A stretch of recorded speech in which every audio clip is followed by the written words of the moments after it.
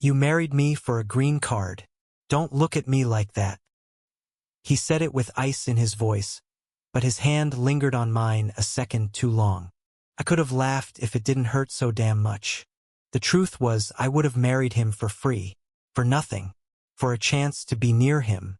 It started in New York where ambition eats love alive, and everything costs more than it should, especially kindness. Dylan Prescott was the kind of man people didn't say no to. Corporate shark, heir to the Prescott name, perfect jawline and perfect control. And the man who'd just lost his younger brother in a tragic accident no one talked about out loud. I was Leo Bianchi, Italian-born, raised on subway dreams and immigrant grit. I'd overstayed my visa trying to get into Parsons School of Design. Bartending nights, sketching all day, hoping the world would notice me before IC did. We met because I spilled whiskey on his $1,000 shoes. He should have walked away. Instead, he looked at Miral. I looked. And in that split second, something cracked in his polished mask. I blinked. Why me? You're pretty, he said, with a smile too tired for his age. And desperate. He wasn't wrong. The contract was simple. No sex, no mess, no questions. Just 1 year of public appearances, one honeymoon post on Instagram, and then goodbye. Clean, emotionless exit. We'd even signed it at a rooftop party, with drunk influencers cheering around us. But love has a way of slipping in through the fine print. It was the little things. The way Dylan always placed my favorite tea on the kitchen counter at 7 a.m., even when he left for work at 6:30. The way he looked at me when he thought I wasn't watching, tired, soft, lost. The way he never corrected people when they called me his Leo. I told myself he was just playing the part. I told myself not to fall. But I did. Hard. Quietly. And I kept my mouth shut. Because loving someone who's pretending to love you is a kind of slow death. Especially when he starts dating someone else halfway through your fake marriage. Her name was Victoria Lane. Blonde, sharp, just as rich and ruthless. They made the perfect cover couple. Paparazzi gold. You know what this is, Dylan said when he caught me looking too long at the tabloids. Don't get attached. But I already had. Then came the gala. I showed up in a tux that didn't quite fit and a heart that barely did. Dylan barely looked at me all evening, until Victoria slid her hand onto his chest in front of the board members and whispered something into his ear.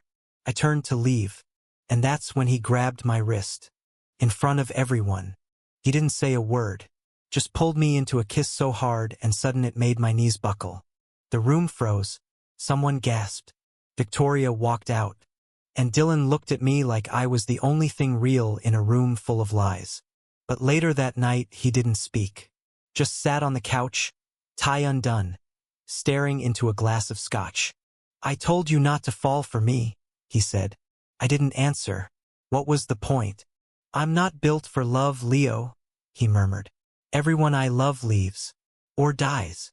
Maybe you just never gave them a reason to stay, I whispered. His jaw clenched, but he didn't tell me to leave. The last 30 days of our contract ticked by like the sound of a clock you can't unhear. I packed my things, folded the clothes he never noticed I washed, left the tiny doodles I used to leave on his mirror. And on the final night, I cooked him pasta carbonara. The way my mom used to. One last goodbye. He didn't come home. Ate alone. At 3 a.m., I placed the signed annulment papers on the kitchen table. My name already scribbled at the bottom. The ring beside it. And I left. 3 months later, I got the invitation. Dylan Prescott, art auction fundraiser, featuring the works of Leo Bianchi. I thought it was a prank. Until I walked into the gallery and saw my sketches, every stolen piece I'd drawn of him. The way he leaned against a doorframe. The way he smiled when he didn't know. The way his eyes softened around grief. He'd saved them all. People walked around whispering about the anonymous muse. And at the center of it, Dylan stood in a black suit, staring at me like I was both his ghost and his salvation. You left, I said. You didn't ask me to stay. I didn't think you'd want to. I didn't think I deserved to, he said. Silence. Then, that night you kissed me. Why? He didn't blink. Because I couldn't stand the thought of anyone else touching you. And now, he stepped closer. Now I can't stand the thought of never holding you again. I wanted to scream, cry, laugh. I did none of it. Instead, I walked up to him, cupped his face and said, "No contracts, no inheritance, just you and me." He nodded, once, then kissed me in front of everyone again, but this time, it was real. And this time I kissed him back. We moved into a smaller apartment. No glass towers, no lawyers, just 2 mugs, 1 shared bed, and the quiet way he traced my spine before sleep. He still bought me tea at 7 a.m. I still drew him when he wasn't looking. And sometimes, when the light hit his face just right, I saw it had softness that used to hide. And I knew, even if the marriage had started as a lie, what we had now was the truest thing I'd ever known. Thank you for listening.